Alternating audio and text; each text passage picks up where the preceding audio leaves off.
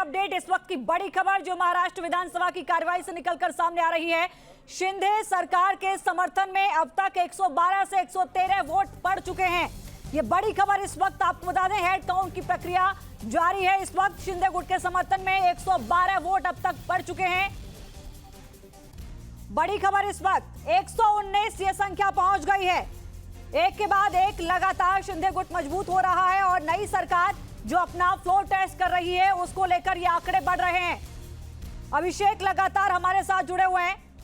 अभिषेक, अब ये आंकड़ा बहुत कम रह गया है जब उनको बहुमत के करीब ले जा रहा है। 144 के आसपास की जरूरत है, 121 की वोटिंग हो चुकी है। जाहिर है कि बहुमत से और ज्यादा आंकड़े हैं।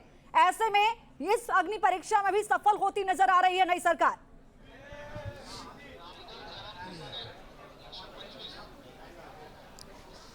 देखिए, अग्नि परीक्षा में सफल हो रही है सरकार और सरकार के सफल होने के साथ साथ बड़ी खबर यह आ रही है कि कई दूसरी पार्टियों के लोग ने या तो नहीं पहुंचे हैं विधानसभा के भीतर या फिर वो कहीं न कहीं जो सरकार के साथ अभी तक समर्थन करने वाले जो लोग थे उसमें कई लोगों ने वोटिंग की है सरकार के समर्थन में। तो फ्लोर टेस्ट के लिए निश्चित तौर पर एक बड़ी खबर है कि किस तरीके से इस पूरे मामले को सरकार देख रही है और सरकार का समर्थन जिस तरीके से बढ़ रहा है उससे ये देखा जा रहा है कि सरकार जो 164 का आंकड़ा था वो 170 क्रॉस कर सकती है, क्योंकि जिस तरीके के तमाम सारे विधायक को एब्सटेंड रहे या कहीं न कहीं नहीं आए उसका खामियाजा विपक्ष को भुगतना पड़ेगा और सरकार को उसका फायदा होगा। अभिषेक, एक महत्वपूर्ण जानकारी मैं थोड़ा सा आपसे समझना चाह रही हूँ। आसपास का आंकड़ा क्रॉस किया जा चुका है। और अभिषेक एक और जानकारी मैं आपसे समझना चाह रही हूँ, आप जरा क्लियर कर दें क्योंकि कहीं ना कहीं थोड़ा सा मिसकम्युनिकेशन बना हुआ है। ये जो बागड़ बताए जा रहे हैं कि जो उद्धव गुट से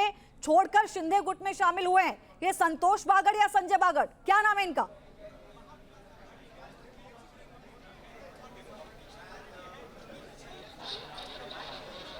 देखिए, बांगर जो शिंदे ग्रुप में शामिल हुए हैं उस बांगर का नाम है कि मैं आपको बता रहा हूं एग्जैक्ट कि उनका नाम है संतोष बांगर वो शिंदे ग्रुप में शामिल हुए हैं और उसके साथ साथ संतोष बांगर जो हैं वो शिंदे ग्रुप में शामिल हुए हैं और संतोष बांगर अब इस समय सरकार की तरफ का जो हिस्सा है उसमें वो बैठे हैं संतोष बांगर। और संतोष बांगर लगातार वो विधायक रहे हैं, काफ़ी पावरफुल माने जाते हैं अपने इलाके के, लेकिन जिस तरीके से संतोष बांगर आज शामिल हुए हैं शिवसेना में जो शिंदे ग्रुप है उसके साथ, तो निश्चित तौर पर सरकार के लिए एक अच्छी खबर है कि सरकार के पास जो नंबर्स हैं वो बढ़ते जा रहे हैं और सरकार फ्लोर टेस्ट आज का आसानी से पूरा कर लेगी और फ्लोर टेस्ट के करीब पहुंच चुकी है सरकार नंबर्स में और अब कुछ ही देर में सरकार को बहुमत प्राप्त हो जाएगा। 140 वोट, बड़ी खबर इस वक्त। अभिषेक, हम लौटेंगे आपके पास। नई सरकार के समर्थन में 140 वोट अब तक पड़ चुके हैं। फ्लोर टेस्ट की कार्रवाई चल रही है। शिंदे सरकार को अब तक 142 वोट हासिल हो चुके हैं। बहुमत का आंकड़ा छुआ है शिंदे सरकार ने। बड़ी खबर, शिंदे सरकार ने बहुमत का आंकड़ा छू लिया है, जिसको लेकर लगातार सभी की निगाहें बनी हुई थी। शिंदे सरकार में हासिल बहुमत हो गया है। शिंदे सरकार को 144 का आंकड़ा पूरा मिल गया है, उससे आगे भी उनके पास आंकड़े होने का दावा। ये बड़ी खबर इस वक्त आपको बता दें। बताया जा रहा था कि आज का दिन बेहद महत्वपूर्ण सियासत के लिए और कल जैसे ही स्पीकर का चुनाव जीता उसके बाद कॉन्फिडेंस लगातार बढ़ रहा था नई सरकार का और ये बीजेपी की ओर से दावा भी किया गया था कि आज भी जीत होगी। लेकिन जो आंकड़े सामने आ रहे हैं वो बता रहे हैं कि एक और बड़ी अग्नि परीक्षा शिंदे सरकार ने पूरी कर ली है। शिंदे सरकार ने 144 का आंकड़ा छू लिया है। महाराष्ट्र की सियासत से जुड़ी इस वक्त की सबसे बड़ी खबर आपको बता रहे हैं। सबसे पहले शिंदे सरकार ने हासिल कर लिया है बहुमत, यानी फ्लोर टेस्ट में सरकार पास हो गई है। जो आंकड़े बहुमत साबित करने के लिए चाहिए थे, 140 वोट सरकार के पक्ष में अब तक पड़ चुके हैं। 144 की आवश्यकता थी।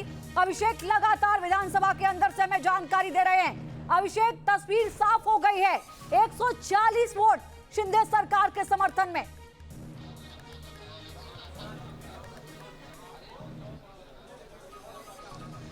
देखिए, अब सिंधे सरकार पूरी तरीके से बहुमत हासिल कर चुकी है, 144 क्रॉस कर चुकी है वो काउंटिंग, और ये लंबा काउंटिंग जा रहा है, यानी 164 के आगे तक जाएगा। लेकिन जो बहुमत के लिए मत चाहिए 145, वो क्रॉस कर लिया है। एक बड़ी खबर है, 288 की विधानसभा में 145 से ज़्यादा वोट अब तक शिंदे सरकार को पड़ चुके हैं, जिसमें 51 जो शिवसेना का शिंदे ग्रुप है उसमें निर्दलियों को मिलाकर है, बीजेपी के 113 मिलाकर के है। तो निश्चित तौर पर जो 144-45 का आंकड़ा है वो पार कर लिया है, जो समर्थन जो किसी भी विश्वास मत के लिए चाहिए। तो शिंदे सरकार ने दूसरी अग्नि परीक्षा भी पास कर ली है। एक बड़ी खबर है, दूसरी अग्नि परीक्षा पास करने का सीधा मतलब ये है कि अब सरकार स्थिर हो गई है, अब सिर्फ लड़ाई कानूनी हो गई है। अदरवाइज विधानसभा के भीतर सरकार स्टेबल हो गई है। और जो अब तक दावे किए जाते रहे शिवसेना के एकनाथ शिंदे ग्रुप में जो विधायक हैं, वो ठाकरे ग्रुप के लोग कह रहे थे कि उनको जबरदस्ती बंधक बनाया गया था, लेके जाया गया था, अगर वो विधानसभा में आएंगे तो क्रॉस वोटिंग करेंगे। लेकिन ऐसा कुछ नहीं है, अभी सरकार स्थिर हो गई है और सभी ने शिंदे के समर्थन में वोट किया है। बिल्कुल अभिषेक, देखिए जो आंकड़ा चाहिए था बहुमत के लिए वो आंकड़ा पूरा कर लिया है। कुछ अपडेट है आपके पास अभिषेक? बोलिए अभिषेक। जय श्री राम के नारे लग रहे हैं विधानसभा के भीतर। विधानसभा के भीतर जय श्री राम के नारे लग रहे हैं। जिस तरीके से हिंदुत्व के मुद्दे को लेकर के सरकार बनाई गई थी, विधानसभा के भीतर जय श्री राम के नारे लग रहे हैं, और क्योंकि सरकार ने समर्थन हासिल कर लिया है और एक नंबर गेम में सरकार बहुत आगे निकल गई है विपक्ष से।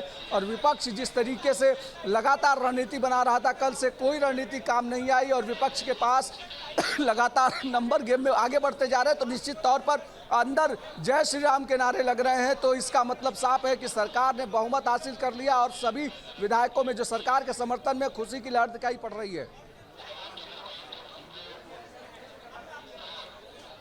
सुभाष शिर्के भी इस वक्त न्यूज रूम से लाइव जुड़े हैं। सुभाष जी, देखिए जो अग्नि परीक्षा सबसे बड़ी मानी जा रही थी और ये माना जा रहा था कि आज का दिन नई सरकार के लिए बेहद महत्वपूर्ण होगा, कुछ ही समय में पूरे आंकड़े सामने आ गए। 144 से भी आगे का आंकड़ा छू चुकी है सरकार।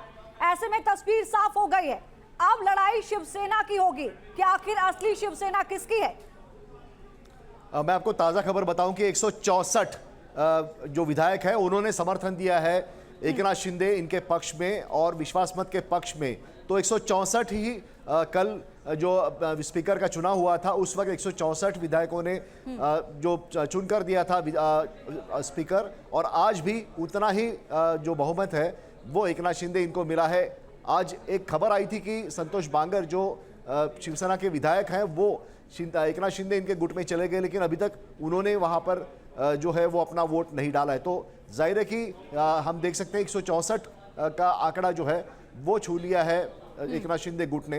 तो दूसरी तरफ शिवसेना जो है वो अभी 107 का आंकड़ा छूती है क्या, जो विपक्ष है वो देखना होगा, क्योंकि अभी मुझे जो जानकारी मिली उसके मुताबिक 2 विधायक सभागृह के बाहर है, क्योंकि ये जो कार्रवाई शुरू हो गई उसके बाद किसी को भी सभागृह के अंदर आने की परमिशन नहीं दी जाती। तो 2 विधायक जो है संग्राम जगताप और अन्ना बनसोड़े, ये 2 विधायक बाहर है। तो 107 से भी कम के आंकड़े विपक्ष के पास आएंगे ऐसा पता चलता है। लेकिन मैं आपको बताऊं कि इसके बाद जो पूरी लड़ाई होगी वो कानूनन लड़ाई होगी, क्योंकि अभी एकनाथ शिंदे गुट ने अध्यक्ष के तरफ से जो शिवसेना का ठाकरे गुट है उनके चीफ व्हिप और उनका जो गुट नेता उनको हटा दिया था।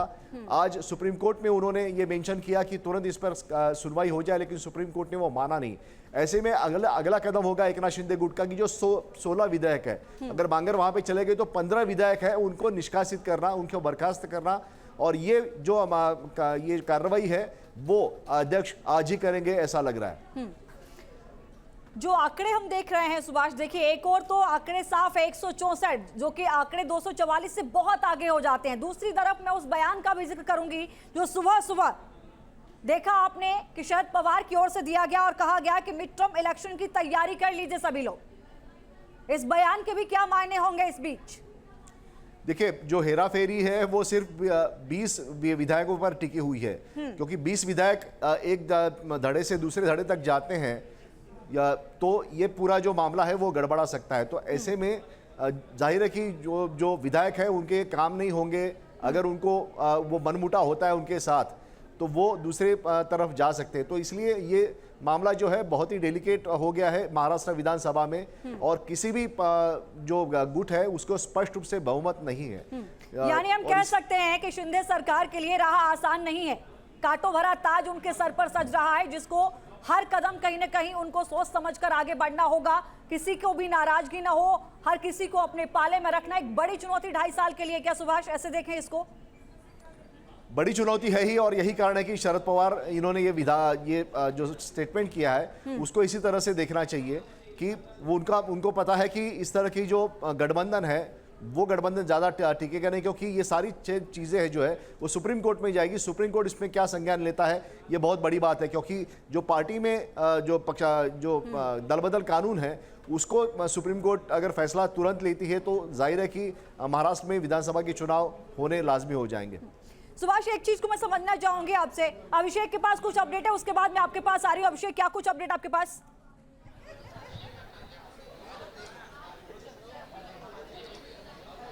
देखिए, 8 विधायक महाविकास अघाड़ी के वो सदन के भीतर नहीं पहुंच पाए क्योंकि दरवाज़ा बंद हो गया था। कुछ विधायक लेट से पहुंचे, कुछ पहुंचते पहुंचते जब जो बेल बजने के बाद दरवाज़ा बंद होने के कारण वोटिंग में हिस्सा नहीं ले पाए हैं। धीरज देशमुख उसमें नाम है, विलासराव देशमुख के दूसरे नंबर के बेटे हैं, लातूर से आते हैं। धीरज देशमुख नहीं पहुँच पाए हैं, वो भी लॉबी में मौजूद हैं, वो वोट नहीं डाल पाएंगे। इसके साथ साथ दूसरे भी संग्राम जगताप जो कि एनसीपी के विधायक हैं वो भी नहीं पहुंच पाए हैं वोटिंग के लिए, वो भी बाहर रह गए हैं। तो 8 विधायक कम हो गए। बीजेपी की तरफ से 2 विधायक जो हैं वो दोनों की तबीयत खराब होने की वजह से, वो अस्पताल में होने की वजह से नहीं पहुंचे हैं, जिसमें मुक्ता तिलक हैं और उसके साथ साथ पिंपरी चिंचवड़ के विधायक लक्ष्मण जगताप हैं। दोनों को कैंसर की शिकायत है, हॉस्पिटल में एडमिट हैं, इसलिए वो नहीं आ पाए हैं। 2 विधायक बीजेपी की तरफ से नहीं आए हैं सदन के भीतर। 8 विधायक कम हो गए हैं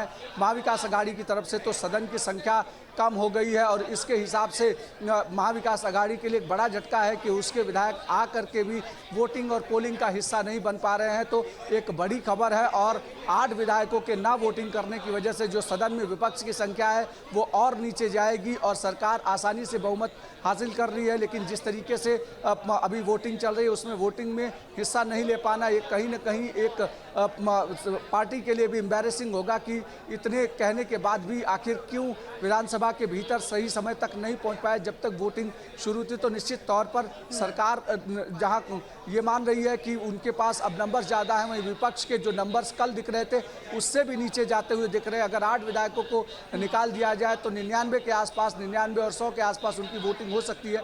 कल जो तटस्थ विधायक हैं आज वो क्या भूमिका लेते हैं वो एक बहुत महत्वपूर्ण होगा। बिल्कुल अभिषेक, सुभाष आपने सुना। देखिए, आज 5 वो कांग्रेस के भी विधायक हैं इनमें जो शामिल नहीं हुए हैं। क्या वाकई आने में देरी रही या इसके पीछे कुछ और ही रणनीति आपको नजर आती है और संकेत आपको नजर आते हैं? देखिए, ये बहुत बड़ी लापरवाही है ये विधायकों की, क्योंकि उनको पता था कि आज विश्वास मत प्रस्ताव है और 11 बजे सदन शुरू होता है, तो ये 11:30 बजे अगर आते हैं तो जाहिर है कि उनको सदन के अंदर प्रवेश नहीं मिलेगा। तो कहीं ना कहीं अपना जो कर्तव्य है उसमें ये विधायक चूक गए हैं। अभी पार्टी को तय करना है कि इनके ऊपर क्या कार्रवाई करें। ठीक है, पार्टी को तय करना होगा कि आगे क्या कार्रवाई होगी। लेकिन एक जो समीकरण मैं आपसे समझना चाह रही थी, सुभाष जरा समझाइएगा। देखिए, एक और शिंदे गुट की ओर से लेटर दिया गया स्पीकर को और ये कहा गया कि देखिए बाकी आदित्य ठाकरे के साथ साथ जो 16 विधायक हैं उनको अमान्य घोषित कीजिए। दूसरी ओर कोर्ट में इस बात को लेकर चल रहा है मामला उद्धव ठाकरे के गुट की ओर से कि जो बागी विधायक हुए हैं उनको जो है आप अमान्य घोषित कीजिए। ऐसे में किसी एक के पक्ष में अगर जो भी फैसला होता है तो वहां से समीकरण क्या बनते और बिगड़ते आपको नजर आएंगे, जरा उसको भी समझाइएगा। देखिए, विधान भवन में जो सबसे महत्वपूर्ण होता है स्पीकर का फैसला, और ऐसे में स्पीकर जो फैसला देता है वो ज्यादातर सही माना जाता है, लेकिन सुप्रीम कोर्ट भी इसमें संज्ञान लेता है। इससे पहले जो बात हुई थी कि जो 16 विधायकों को निष्कासित किया गया था, तब डिप्टी स्पीकर ने उसका मामला कोर्ट में चला गया था, सुप्रीम कोर्ट में, और सुप्रीम कोर्ट ने उस पर सुनवाई 11 जुलाई को होनी बाकी है। उस वक्त जब उससे पहले गवर्नर ने जब ये कहा था कि तुरंत विश्वास मत प्रस्ताव लीजिए। उसके खिलाफ शिवसेना ठाकरे गुट गया था सुप्रीम कोर्ट में, लेकिन सुप्रीम कोर्ट ने उसकी भी सुनवाई 11 जुलाई को रखी है। तो ऐसे में स्पीकर का चुनाव हो गया, एकनाथ शिंदे गुट का स्पीकर बन गया और उन्होंने जो उद्धव ठाकरे गुट जो है उनके चीफ व्हिप और उनका गुट नेता इनको हटा दिया। और अभी जो ये निष्कासित करने की जो कार्रवाई है, बर्खास्ती करने की कार्रवाई है दल बदल कानून के तहत, वो भी स्पीकर आज फैसला देंगे। तो ऐसे में उद्धव ठाकरे गुट को उनकी विधिमंडल गुट तो उनके हाथ से चला गया, अब उनको सिर्फ कोर्ट में ही लड़ना, यही एक उनके पास चारा है। ठीक है, लेकिन जो शिंदे गुट की ओर से कहा गया कि जो हमने व्हिप जारी किया, चूंकि वो खुद को शिवसेना बता रहे हैं, भाई 1/3 से ज्यादा विधायक उनके पास है और आज अगर आप बांगड़ को भी जोड़ लें तो 40 विधायक शिवसेना के उनके पास पहुंच गए। ऐसे में उनका ये कहना है स्पीकर से कि जो हमने व्हिप जारी किया था वो इन 16 विधायकों की ओर से नहीं माना गया, लिहाजा इनको अमान्य घोषित कर दिया जाए। देखिए, लेकिन 10th शेड्यूल के मुताबिक, जो संविधान का 10th शेड्यूल है उसके मुताबिक पार्टी में फूट होनी चाहिए, पार्टी में दो फाड़ होनी चाहिए। वैसे हुआ नहीं है तो जाहिर है कि दल बदल कानून के तहत ये मामला जो है सुप्रीम कोर्ट इसका संज्ञान लेगा। विधिमंडल पार्टी जो है वो अलग है और मूल पार्टी अलग है, तो मूल पार्टी का जो फैसला होता है वो माना जाता है। तो जाहिर है इसके ऊपर सुप्रीम कोर्ट में लड़ाई होगी और उस वक्त जो फैसला आएगा वो सभी पार्टियों को मानना पड़ेगा। ठीक है, धीरेन्द्र भी लगातार हमारे साथ जुड़े हुए हैं। धीरेन्द्र, देखिए सरकार ने बहुमत हासिल कर लिया है, लेकिन कहीं ना कहीं विधायकों को लेकर अभी भी पेच फंसा हुआ है। आने वाले दिनों में क्या कुछ समीकरण बनते और बिगड़ते हुए नजर आते हैं यहां से? देखिए, कोई पेच इसलिए नहीं फंसा है क्योंकि टेक्निकली इसको समझना बहुत जरूरी है कि अगर वो विधायक वहां नहीं थे तो सिर्फ आप इसको 20 का बहुमत मानिए, 20 का बहुमत मत मानिए, क्योंकि जितने विधायक कल नहीं थे उनका संख्या कम हो जाएगी। तो यानी ये बहुमत जो है उनका 20 ही नहीं, ये बहुमत 25 से 28 बढ़ के चला जाएगा। आज जो विधायक नहीं आए हैं, धीरेन्द्र मैं रोकना चाह रही हूँ, बात उनकी नहीं है कि जो 8 विधायक नहीं आए, हम उन विधायकों की बात कर रहे हैं जिनको लेकर एक और शिंदे गुट की ओर से स्पीकर को लेटर दिया गया कि हमारे व्हिप को नहीं माना है, इनको अमान्य घोषित कीजिए। दूसरी ओर कोर्ट में उद्धव ठाकरे की ओर से एक जारी किया गया कि हमारे व्हिप को स्वीकार नहीं किया गया, ऐसे में इन लोगों को बर्खास्त कीजिए। दोनों में से, यही सुभाष जी से मैंने जानने की कोशिश की कि अगर दोनों में से किसी एक के पक्ष में भी जाता है मामला तो किसके लिए ज्यादा मुश्किलें खड़ी होती हुई नजर आएंगी? देखिए, अभी भी मुश्किलें खड़ी होती उद्धव गुट के उसमें है। इसको समझना जरूरी है कि 16 के जाने के बावजूद भी जो सदन की संख्या नीचे आएगी, आप उसको थोड़ा समझिए कि सदन की संख्या नीचे होने पे हाफ मार्क चाहिए, उसमें हमेशा एकनाथ शिंदे उनसे ऊपर रहेंगे, क्योंकि जो संख्या अगर नीचे भी जाती है तो भी 16 के साथ उसका हाफ मार्क 8 से नीचे आ जाएगा। तो इसीलिए इसमें लेकर अब कोई उनको परेशानी नहीं। ये जो लड़ाई है ये चुनाव आयोग के दफ्तर तक जानी है, क्योंकि सुप्रीम कोर्ट इस बात को, मैं अभी मतलब हम लोग कह सकते हैं जितने हमें उसके लगातार लंबे समय से समझ है कि वो इस पूरी चीज को जब सदन में क्लीन, मैं बार बार बोल रहा हूं, क्लीन एंड क्लियर वो हुआ है, क्लीन एंड क्लियर जब बहुमत मिल गया तो उसके बाद इस चीज के फैसले करने पे वो इस बात को जरूर देखेंगे कि डिप्टी स्पीकर का जो फैसला था वो उसमें विधानमंडल की संख्या के अनुरूप नहीं था, लिहाजा वो एक मैनेजमेंट एक्ट माना जाएगा और उसको नहीं माना जाएगा। यहाँ इनकी तरफ से जो किया जाएगा, ये विधानमंडल में हासिल कर चुके बहुमत, इस बात की ज्यादा गारंटी है कि इनकी तरफ से दिए गए व्हिप को ज्यादा तरजीह दी जाएगी, क्योंकि फ्लोर टेस्ट क्लियर हुआ है, क्लीन हुआ है। ये ज्यादा बड़ी संख्या। एक और चीज मैं जोड़ देना चाहता हूं जो बार बार आपको, कि ये जो संख्या 164 की दिख रही है, ये बहुमत 164 से 20 ज्यादा नहीं है, ये उससे बहुत ज्यादा है, क्योंकि जो अब्सटेन रहते हैं या जो पीछे रहते हैं उनकी संख्या हट जाती है, उसके बाद जो बहुमत आंकड़ा रहता है उस पर पहुंचा जाता है। तो ये संख्या बहुत बड़ी है। इसीलिए जो शरद पवार का जो आइडिया है वो आइडिया सिर्फ एक एजम्पशन पर है कि इनके अंदर जो सत्ता के जो अंदर मलाईदार विभाग होंगे उनको लेकर दिक्कत होगी तो कुछ वापस लौटेंगे। ये एक उनका एक पॉलिटिकल एजम्पशन है जो कि मुझे नहीं लगता कि बहुत ज्यादा यहाँ मायने रखेगा, क्योंकि अगर 20 विधायक लौट जाते हैं तो वो 2/3 नहीं होंगे, लिहाजा उनकी सदस्यता नहीं रहेगी, और अगर वो इस्तीफा देते हैं तो हाफ मार्क से नीचे आ जाएंगे। यानी इस समय एकनाथ शिंदे को कहीं दूर तक कोई परेशानी दिखाई नहीं दे रही, इसको समझना। ठीक है, मैं लौट रही हूँ। अभिषेक कुछ अपडेट देना चाह रहे हैं? अभिषेक,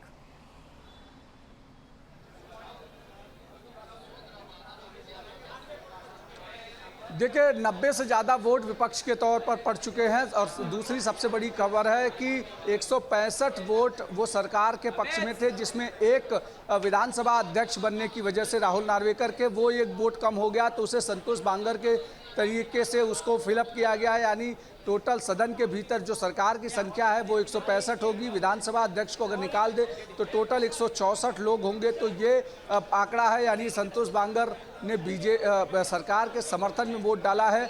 लेकिन जिस तरीके से विपक्ष में अशोक चौहान की भी खबर आ रही है कि वो भी बाहर ही रह गए, तो वो भी अंदर नहीं जा पाए। विजय वडेट्टीवार वो भी बाहर रह गए थे, जो सरकार में मंत्री थे वो भी अंदर नहीं जा पाए। तो निश्चित तौर पर एक लापरवाही माना जा सकता है कि सदन की कार्रवाई की शामिल नहीं हो पाए।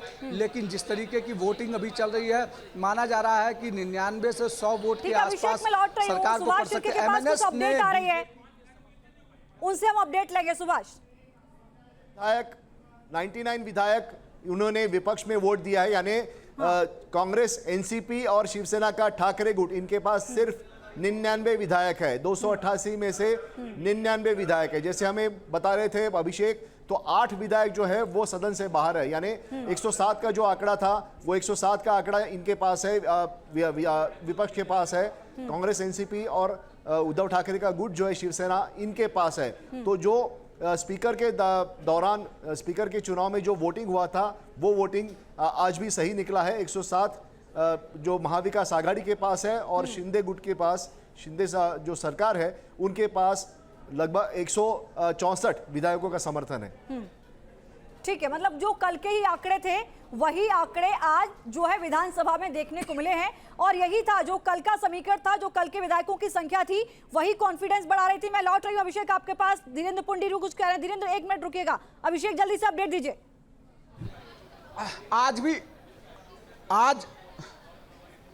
एक खबर यह है कि आज भी समाजवादी पार्टी और एमआईएम के विधायकों ने तटस्थ की भूमिका निभाई है। 2 एमआईएम के विधायक थे, उसमें से एक हाउस में नहीं आए, एक ही विधायक हाउस में आए। उन्होंने न सरकार के पक्ष में वोट किया, न विपक्ष में वोट किया। 2 समाजवादी पार्टी के थे, उन्होंने भी तटस्थ की भूमिका निभाई है। ठीक है।